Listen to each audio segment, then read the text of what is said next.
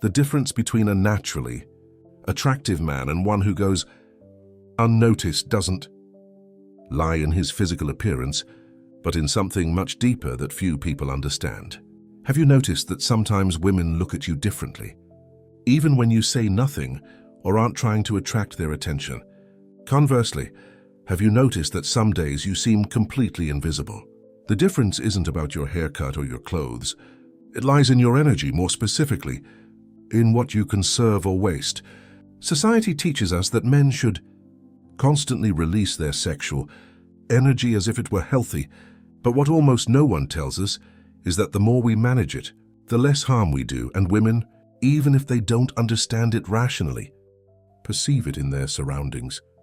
They don't react to your words, but to the energy you radiate. You may have the same face, the same body, the same tone of voice, but when you accumulate energy, the world perceives you differently. Your energy field transforms, your gaze intensifies, your aura becomes more captivating, and your presence radiates naturally. We will explain why. Explore sexual energy as a magnetic field, retention as a spiritual tool, and the invisible power that manifests when we learn to preserve our essence. If you want to understand why women are attracted to you without you having to say a word, and how to consciously leverage this phenomenon without manipulation, stick around until the end. This content isn't about seduction, but about presence, and that's fundamental.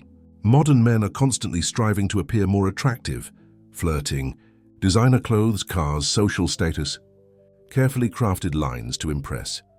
But there's one thing none of that can create: aura. The aura is not a mystical invention. It is the subtle energy field you carry within you when you enter a space. And every woman, consciously or unconsciously, perceives it. Even before you speak, she already senses you, because you don't just convey words. You convey what is within you, and this is a truth that almost no one wants to accept or acknowledge. A person without energy is invisible. Their aura is weak, their presence is empty, their gaze is fleeting, and all of this screams that something is missing. Now observe the opposite. Men who speak little, who walk in silence, and yet seem to occupy more space than others, who have no need to conquer. They simply are. These men have cultivated an extraordinary energy density. How can you cultivate the same? Through moderation, mastery of pleasure, inner silence, and renunciation of haste and distractions. Every time you choose not to be impulsive, your energy focuses within you, rises up your spine, strengthens your perspective, and calms your anxiety. Women perceive this as mystery, authority, and security, even if they can't explain it. The masculine aura is like an invisible magnetic field. It attracts, repels, commands, or dissolves, and it cannot be faked. It is constructed. That's why so many men complain. I did everything right. I was polite, kind, charming, and yet nothing at all, because I was unaware of myself.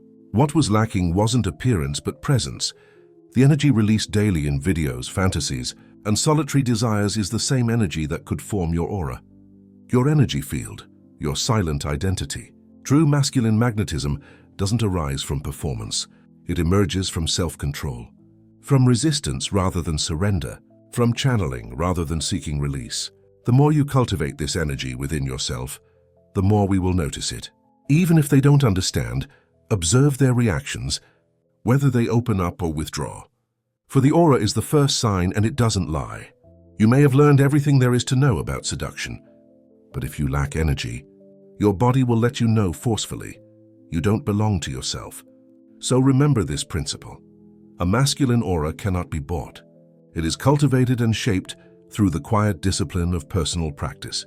There comes a moment in life that marks the beginning of a significant change. It's almost imperceptible yet profoundly real. It's the moment when you decide to hold on, not out of fear or moralizing, but because you finally understand that there's something greater to build with that energy. And that's when change begins. At first, you don't realize it, but after a few days or even a few weeks, the world starts to react differently. People look at you more, listen to you more attentively, or even feel uncomfortable without knowing why. This happens because you sense it. The retention creates a density in the man's sound, field that becomes unavoidable. His voice gains power. His gaze no longer flits from one stimulus to another. His presence begins to indicate that he is there, that he is whole. Most men lead fragmented lives. Part of their energy resides in their cell phone, another part in their memories, and yet another in their desire for pleasure. They move without taking up space. They speak without telling the truth. They disappear without leaving a trace. The person who stops feeling empty, on the other hand, begins to reconnect with themselves, and this inner intimacy resonates within them. Women feel it first, not with words, but instinctively. They perceive something concrete in it, something they don't seek, neither for pleasure, nor to prove themselves, nor to conquer. Something that is acquired. And therein lies the paradox. The less you try to draw attention to yourself, the more attention you'll receive, because the world responds to motivation, not effort. You can act discreetly and yet be the most noticed person, not because you're shouting, but because you're taking care of yourself, of your energy, your gaze, your essence. This creates a magnetic silence, a pause around you. It's as if everything around you has to adjust its frequency, and that's when you understand that it's pointless to seek out tension. You simply have to stop wasting what would make you magnetic. When we stop emptying ourselves of our own thoughts, we finally begin to inhabit our own bodies. The soul is no longer scattered. The energy, once fleeting, begins to find peace. Your gait changes, your voice rises, your thoughts become more refined. And without a word, the world notices. Because keeping your feet on the ground isn't just a matter of desire. It's a matter of mastery.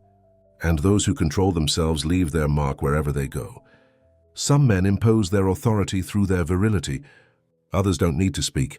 They enter a room and everything changes. The sound seems to fade. People adjust their posture. Their gaze shifts or becomes fixed. This kind of presence cannot be manufactured. It can only be built from within. It is the power of sexual energy contained, channeled, and transmuted. It's not magic, it's magnetism. And this magnetism is silent, but irresistible. When a person stores their energy, they are actually carrying their own magnetic field. And this field, once filled, begins to communicate with them. There is something discreet, strong, dangerous, and yet resolute about him. This kind of man has nothing to prove, because everything about him confirms it. His silence speaks volumes. His gaze is more penetrating than any words, and his presence is an invisible verdict. I belong to myself. The world respects who you belong to. Most men seek attention by shouting, competing, and making a scene. But great men did not act that way. They understood that the more energy they store, the less they need. It's like fire. There's no need to rush. Mere presence commands respect. And that's the truth about energy. Those who have accumulated it don't need to attract attention. A man with restrained energy naturally inspires respect, not because he is better, but because he is a whole person. And integrity is rare in a fragmented world. Women feel it, men feel it, and the world around them reacts. It's as if their bodies are telling them that everything is all right. And if you wish to be in my presence, get used to it. That is the true order, not the one that shouts, but the one that imposes itself without force, this invisible yet palpable energy. This firmness that needs no explanation is simply felt. And this presence does not stem from pride. This comes from the self-control of those who have been able to overcome haste, reject comfort, and understand that it is better to spend than to waste. True respect isn't earned through fear. It's granted spontaneously to those who, by their mere presence, convey a message. So the next time someone asks you how to be more respected, don't overthink your answer. Think about what you've spent, because your appearance reflects what you haven't given up. You can lie, conceal your intentions, feign confidence, but you can't fool a woman's instincts. Before every sentence, before the first contact, even before the first glance, you already sensed it. You perceived his presence, his dominance, his energy, or his absence. Feminine instinct has developed to identify security.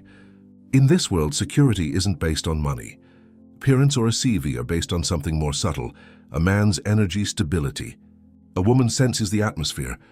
She feels when a man is at peace with his body, when his desire is not overflowing in all directions, when you're not hungry but you're focused, and this realization happens in a few seconds.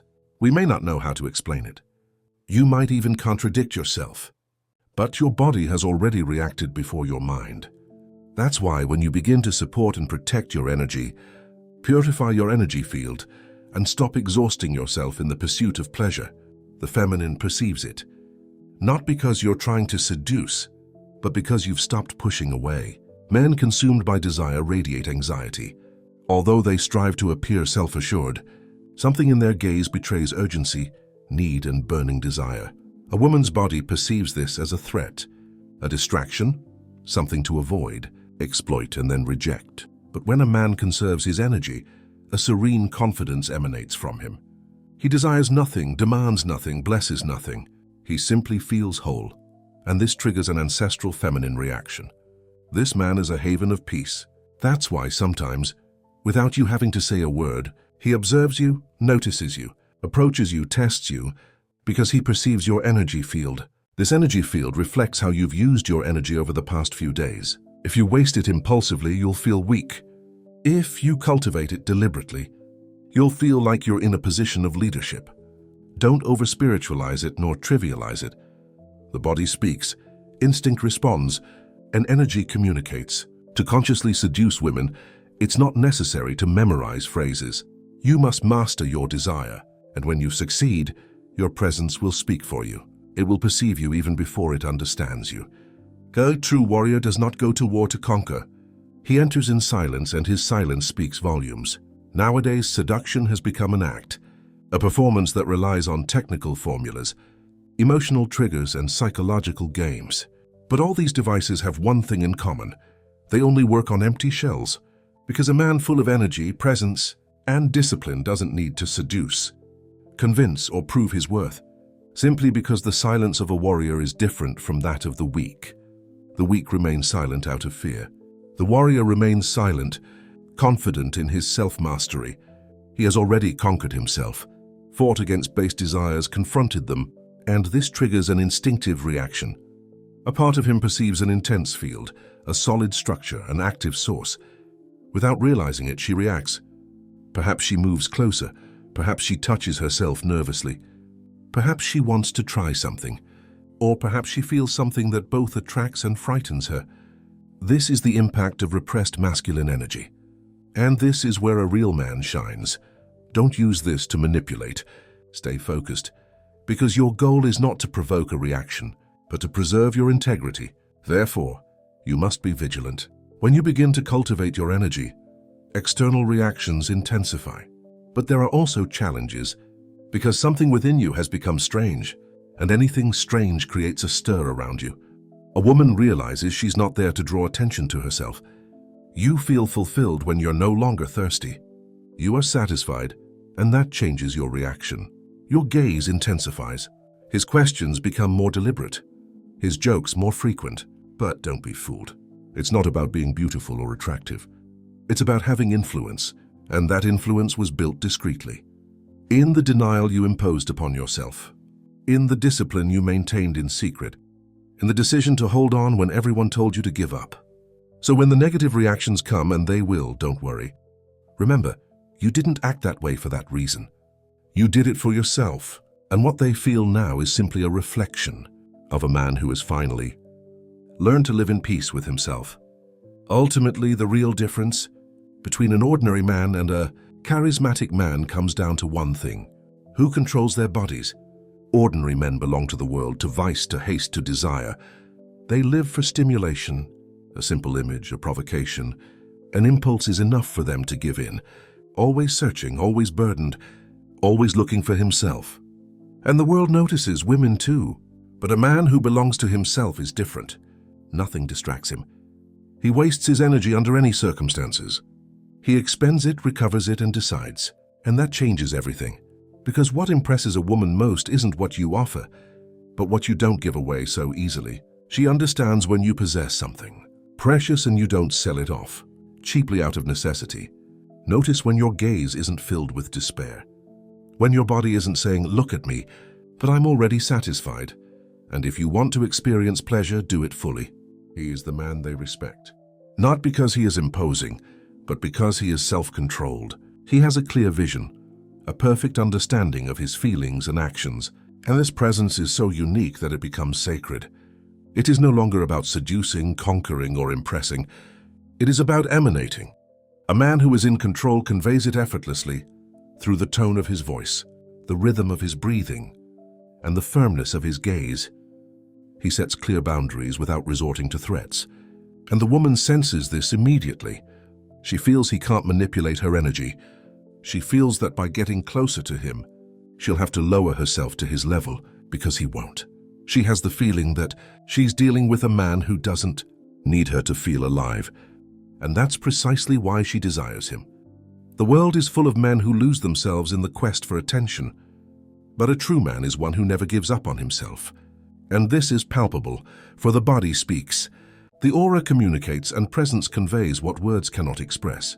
He carries within him something inalienable, inevitable, inaccessible at the heart of his inner sovereignty. And the woman who discovers him, even without understanding him, knows it. This man belongs to himself, and therefore he is dangerous. Dangerous because of his games. Dangerous because of his superficiality. Dangerous in any relationship where the truth is unwelcome, because when a man belongs to himself, everyone gravitates around him. Don't forget, true strength doesn't shout. It emanates from the silence of one who has conquered himself. The real difference becomes apparent when a man stops following the flow of his impulses. When he decides to demonstrate that his energy is not a burden, but a resource that increases his personal value. Accumulating it doesn't mean living in constant tension or repression, but rather learning to channel it toward projects, creativity, and willpower. This inner depth translates into a more confident gait, a clearer gaze that doesn't seek approval, but expresses profound certainty. A woman perceives it as an invisible equation, whose elements are self-sufficient. They simply resonate with your intuition. When you nurture your energy, your breathing slows, your posture naturally aligns, and your movements become fluid. The body is no longer a slave to immediate desires, but a temple that respects its own limits. This has nothing to do with moral austerity or imposed sacrifice, but rather with the art of discovering that true joy arises from connecting with oneself. In this connection, one finds a serene magnetism that doesn't demand immediate recognition, but attracts the attention of those we encounter. The presence of a self-possessed person doesn't go unnoticed, because they speak a language that precedes verbal language, a language of stability that soothes external noise and fosters a general adaptation to the approach. This inner vibration is perceived as a promise of security and authenticity, a refuge where nothing rings false. Therefore, neither expensive clothes nor fine words can replace it. For the authentic masculine aura is born from the silence of conscious self-mastery. Ultimately, magnetism isn't about convincing or seducing through artifice. It's about cultivating an essence so powerful that the world around you naturally resonates with your rhythm. Those who conserve their energy discover that true attraction isn't sought, but awakens when you stop allowing yourself to be diluted by the desire to please. This is the secret that, once understood, transforms external perception into a silent testament to your inner strength.